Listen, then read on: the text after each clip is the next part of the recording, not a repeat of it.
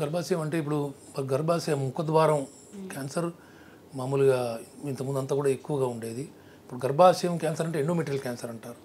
గర్భాశయం ముఖద్వారం నుంచి వచ్చే క్యాన్సర్ని సర్వైకల్ క్యాన్సర్ అంటారు. సో మామూలుగా మనం గర్భాశయ క్యాన్సర్ అనగానే సర్వైకల్ క్యాన్సరే అనే అనుకుంటాము. అది వచ్చేది మాత్రం హ్యూమన్ ప్యాపిలోమా వైరస్ అని. ఒకప్పుడు ఏంటంటే ఇవన్నీ ల్యాక్ ఆఫ్ హైజీన్ అనో లేకపోతే ఏదో మామూలుగా తెలవని కారణంతో వస్తుంది అనుకునేవాళ్ళం. కాకపోతే ఒక 30 ఏళ్ళ కింద తెలిసింది ఏంటంటే ఇది హ్యూమన్ ప్యాపిలోమా వైరస్ అనేది ఒక 5 నుంచి 10 ఏళ్ళు గర్భాశయంలో మానవుల్లో కాలనీ లాగా ఫామ్ అవుతుంది అన్నమాట. అది మనకి ఏమి సిమ్టమ్స్ కాజ్ చేయదు. ఒకటి అక్కడ అలా పెరుగుతూ ఉంటుంది, మల్టిప్లై అవుతూ ఉంటుంది.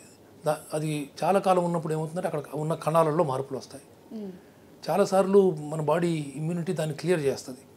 చేయలేని వాళ్ళకి ఏంటంటే అలా కాలనీలాగా ఉండిపోతుంది. సో ఇది హెచ్పివి కాలనైజేషన్ అంటారు. అది జరిగినప్పుడు ఏంటంటే కొన్ని సంవత్సరాలకి కణాలలో మార్పులు వస్తాయి. ఒక కణం ఇంకో కణం చేరిన తర్వాత కొన్ని కణాలు వచ్చేటప్పటికి అది క్యాన్సర్గా మారుతుంది. దీనికి చాలాసార్లు 10, 20, 30 సంవత్సరాలు పడుతుంది.